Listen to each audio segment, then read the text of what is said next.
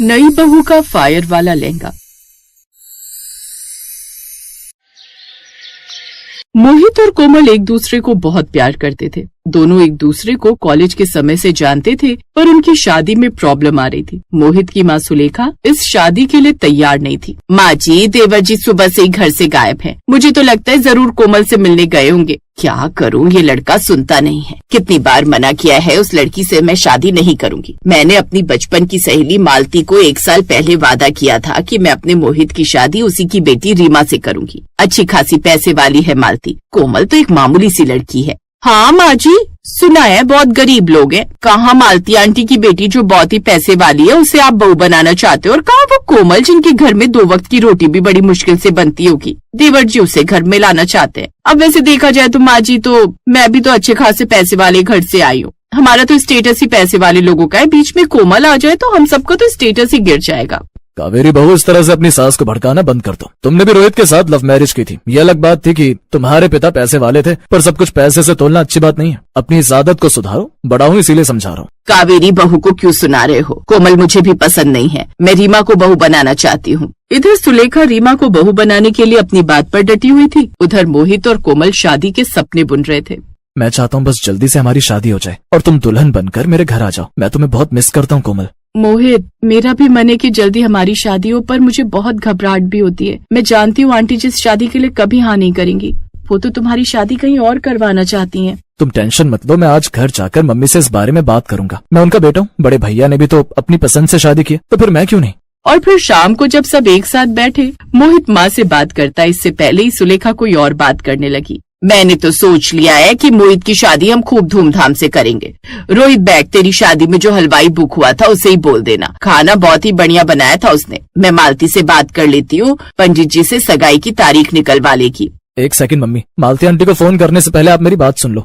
हाँ बोल। मम्मी, मैं रीमा से शादी नहीं करूंगा। मैं कोमल से प्यार करता हूँ और मैं उसी से शादी करूंगा। पापा, रोहित भैया, प्लीज आप दोनों तो मुझे सपोर्ट करो। सुलेखा, जब मोहित का मन नहीं रीमा से शादी करने का, तो क्यों अपनी जिद के लिए बेटे की खुशियां छीन रही हो? मना कर दो मालती को। मम्मी, जब मोहित का मन नहीं है तो आप भी जिद मत करो। वैसे भी अभी कोई बात थोड़ी पक्की हुई है, बस बोला ही तो है।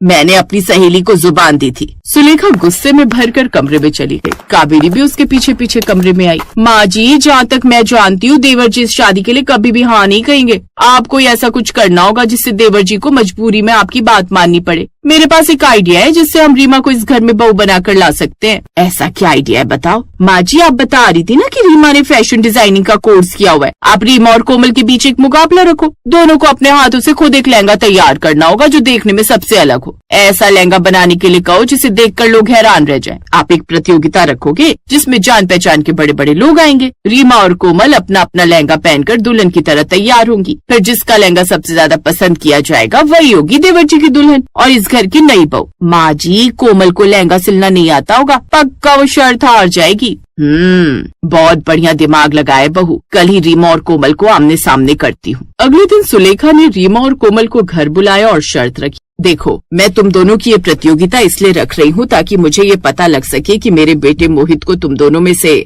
सबसे ज्यादा प्यार कौन करता है। आंटी जी, आप जानते हो मैं मोहित को बहुत पसंद करती हूँ और ये प्रतियोगिता मैं ही जीतूंगी। आंटी जी, मैं पूरी कोशिश करूंगी कि मैं इस प्रतियोगिता को जीत सकूं। बाकी मैं मोहित को बहुत प्यार करती हूँ, इसके लिए मुझे कोई उदाहरण देने की जरूरत नहीं है। मोहित ये बात अच्छे से जानते हैं। ये बनावटी बातें करने की जरूरत नहीं है। जो काम दिया गया है वो करके दिखाओ। तुम्हें एक ऐसा लहंगा तैयार करना है जिसे जब तुम पहनो तो लोग तुम्हारी प्रशंसा करें। उसी के आधार पर तुम दोनों में से मोहित की दुल्हन को चुना जाएगा। माँ जी, एक काम और हो सकता है। मेहमान तो सारे आएंगे ही और ये दोनों दुल्हन के रूप में तैयार भी होंगी, तो क्यों ना वही मंडप सजवाकर उसी दिन इन दोनों में से जो जीते उसकी शादी देवर जी से करवा दे। ये आइडिया भी बहुत अच्छा है। तो ठीक है, तुम दोनों लहंगा बनाने की तैयारी करो। मोहित, अब ये मत कहना कि मैंने कोमल को मौका नहीं दिया तुम्हारी पत्नी बनने का। मैं अब परीक्षा रख रही हूँ। अब देखना ये है कि दोनों में से कौन ज्यादा मेहनत करता है। मोहित ने कोमल की तरफ देखा और इशारे से उसे तसल्ली दी। रीमा बहुत चालाक लड़की थी। उसने झूठ बोला था कि उसने फैशन डिजाइनिंग का कोर्स किया हुआ है, जबकि रीमा को तो ठीक से सुई पकड़ना भी नहीं आता था।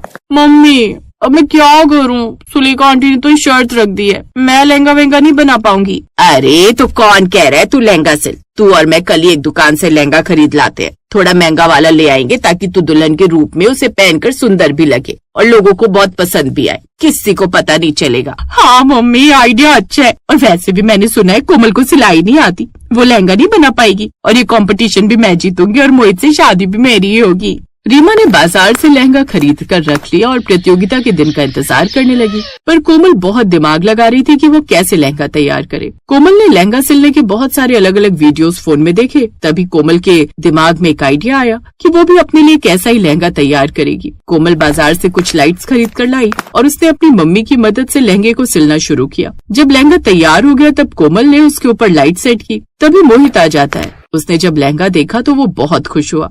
कोमल, तुमने तो कमाल कर दिया, तुम्हारा लहंगे तो फायर वाला लहंगा है।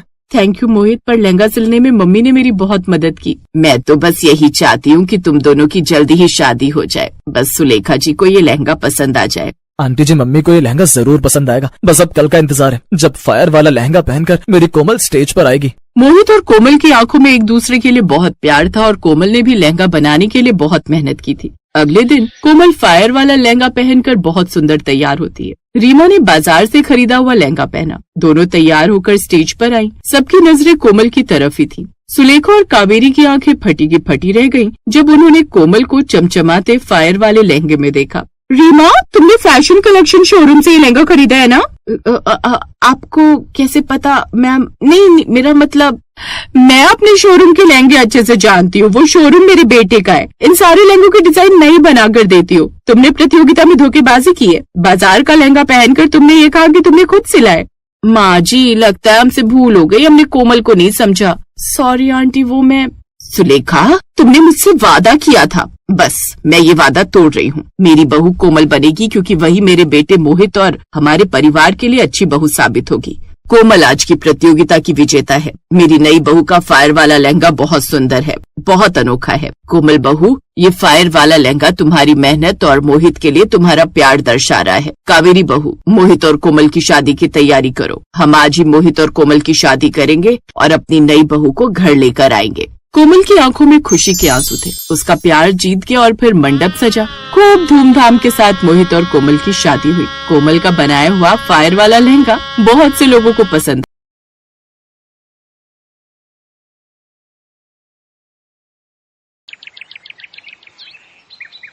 मेरी प्यारी बहना, ये शादी का जोड़ा मैंने स्पेशली तुम्हारे लिए बनवाया है। 10 लाख का जोड़ा है ये। विक्की की बहन कोयल ने उस शादी के जोड़े में आग लगा दी और कुछ ही देर में वो जलकर राख हो गया।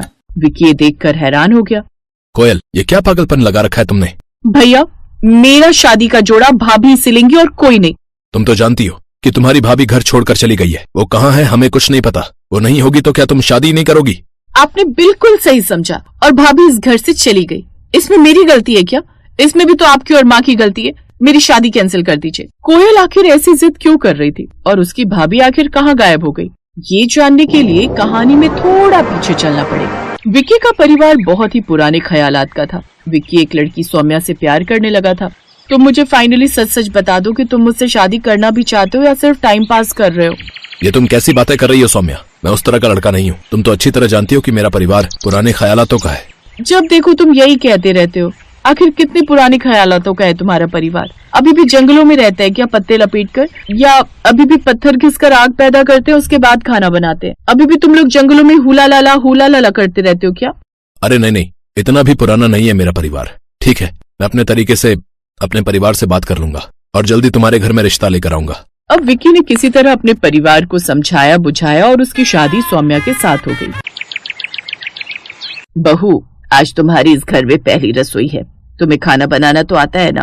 बिल्कुल सासू माँ, मुझे खाना बनाना भी आता है, मुझे बाल काटने भी आते हैं, मुझे ड्रेस डिजाइनिंग भी आती है, मुझे कार चलानी आती है, मुझे ट्रक भी चलाना आता है, बस हवाई जहाज चलाना नहीं सीख पाई। अरे नहीं बहू, इतना कुछ नहीं चाहिए। हम औरतों का काम सिर्फ घर में खाना बनाना ही होता है, इतना ही बहुत है। सौम्या ने एक अच्छी बहू की तरह किचन में जाकर खाना बनाया। जब सभी लोग खाना खाने बैठे, भाभी इतना स्वादिष्ट खाना तो मैं और माँ भी नहीं बना पाते। कोयल, मेरी तुलना किसी भी माँ से तो बिल्कुल मत करो, क्योंकि माँ अगर किसी खराब खाने को भी हाथ लगा दे तो वो खाना प्रसाद बन जाएगा। क्या बात है बहू, तू तो हमसे भी ज्यादा संस्कारी है। तो इस तरह सौम्या ने पहले ही दिन उस घर में सभी का दिल जीत लिया था। एक दिन जब विक्की काम पर गया हुआ था तब सौम्या के पास उसकी ननद कोयल आई। भाभी, क्या मैं आपसे थोड़ी देर बात कर सकती हूँ? कोयल, क्या तुम अपने भैया और माँ से भी बात करने से पहले ये सवाल पूछती हो? नहीं तो फिर मुझसे ऐसे सवाल क्यों पूछ रही हो? क्या मैं कोई अनजान हूँ? जैसे तुम्हारी माँ है, जैसे तुम्हारे भैया है, वैसे मैं तुम्हारी भाभी हूँ, और तुम मेरी ननद कम मेरी फ्रेंड ज्यादा हो। बताओ क्या बात है? भाभी, 2 दिन बाद मेरे कॉलेज में एक फैंसी ड्रेस कंपटीशन है। मैं अपने कॉलेज की तरफ से बिना अपनी माँ को बताए पार्टिसिपेट करना चाहती हूँ। आपने उस दिन कहा था ना कि आपको ड्रेस डिजाइनिंग आती है, तो क्या आप मेरे लिए खूबसूरत ड्रेस रेडी कर सकती हो ताकि मैं वो अवार्ड जीत सकूं?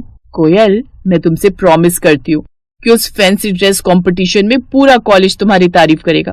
मैं तुम्हारे कमरे में चलकर तुम्हारी नाप ले लेती हूँ और वहीं पर सिलाई करना शुरू कर देती हूँ। सौम्या कोयल के कमरे में गई और उसकी नाप ले ली।